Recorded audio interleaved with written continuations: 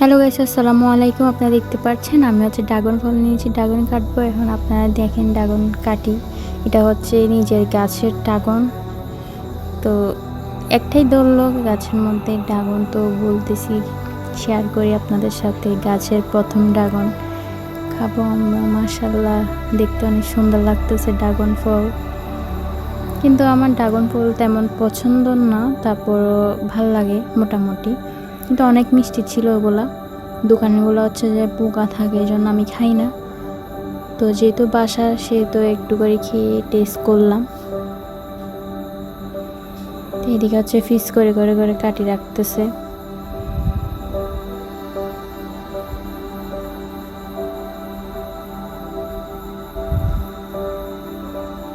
এখন আমরা ওগুলো ফিস করব। ফিস করে হচ্ছে যে সবাই একটা একটা নিব। তো এইদিকে হচ্ছে যে একটা একটা নেওয়ার অপশন এটা নাই, যেহেতু আমার মামাতো ভাই আছে।